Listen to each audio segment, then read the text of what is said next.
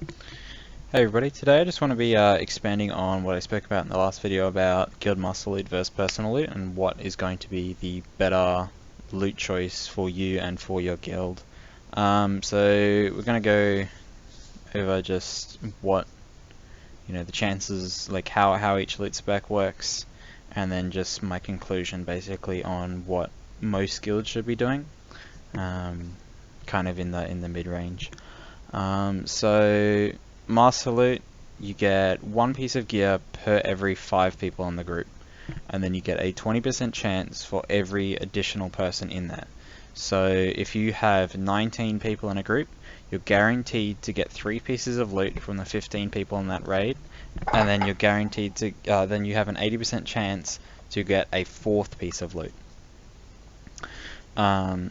So the advantages of running Master Loot over Personal Loot in a raid scenario is that you can optimize who you're giving the gear to. So, you can optimize crit gear to an Ellie Shaman or something like that over another class. You can just basically make sure that the class is getting the loot.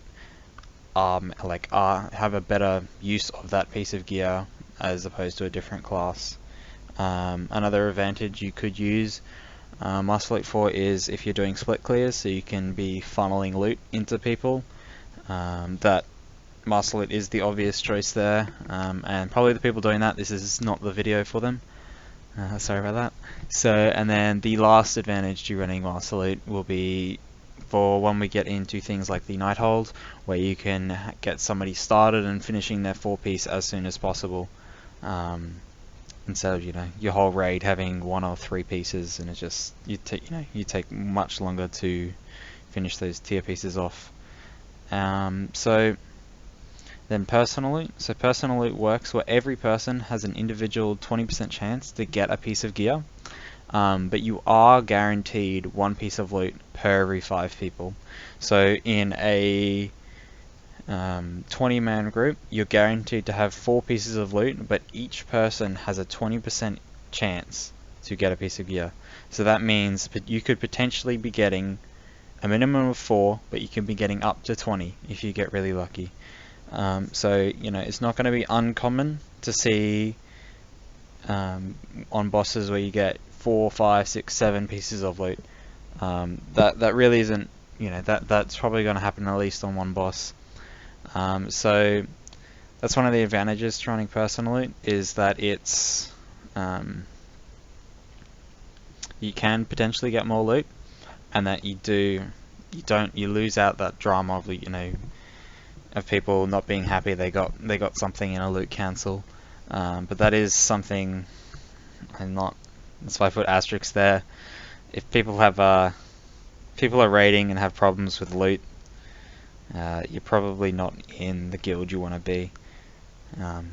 Loot isn't something you should ever be kind of worried about.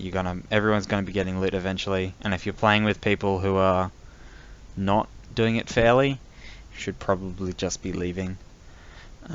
So with personal loot now as well, the difference in patch 7.0 is that with personal loot, you can no longer get a piece of gear twice. So once you've killed that boss and you've gotten a piece of loot from that boss, you are no longer eligible to get that piece of loot again until you've gotten every piece of loot from that boss.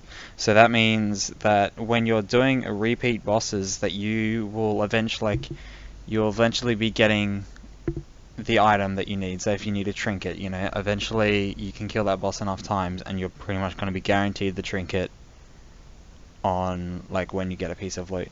So that is one advantage. It's kind of small. That's going to more play out towards the end of the tiers, where everyone's killed the boss 10 times and they might have gotten almost every piece of loot from the boss.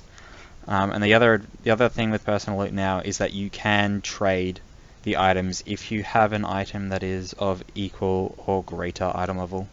So that won't really affect the first few weeks of raiding, because everyone's going to be less than 850 item level for at least normal Emerald Nightmare. So pretty much any piece of loot you're going to be getting will be an upgrade over your dungeon gear.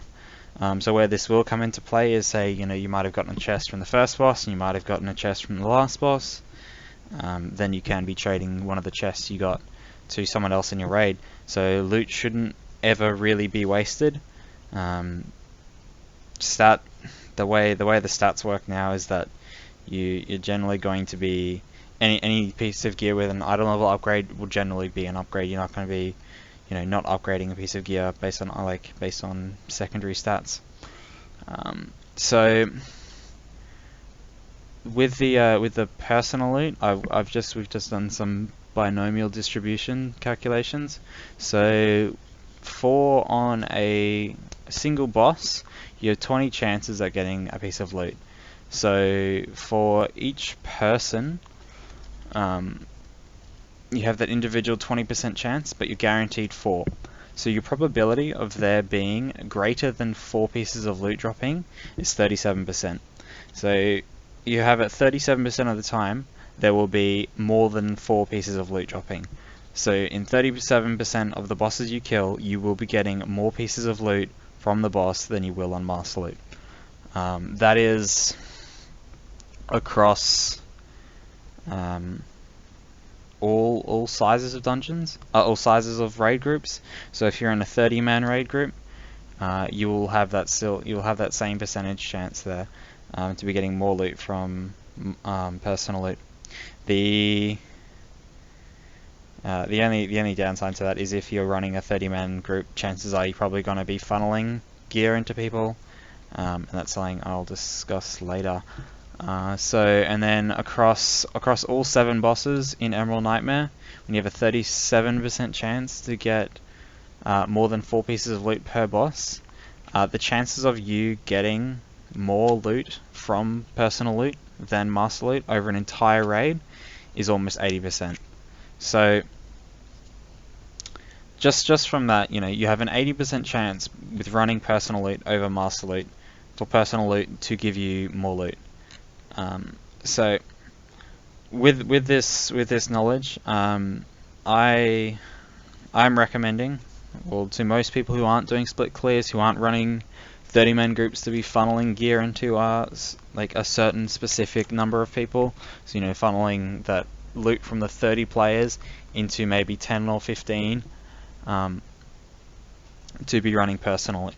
So if you're running personal loot, you should on average be getting more than you would be running master loot. Now, what I do suggest though is you only run personal loot for about 3 to 4 weeks.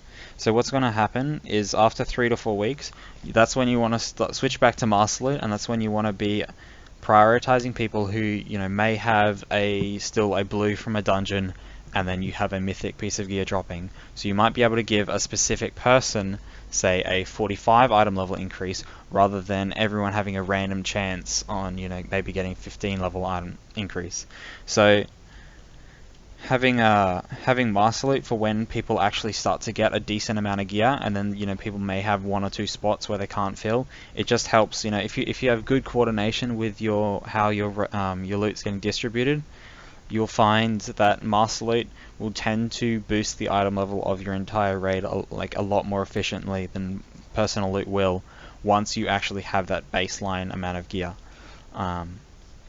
So that's my recommendation to a lot of guilds, who aren't doing the split clear nonsense. Run personal loot for at least the first 3 to 4 weeks.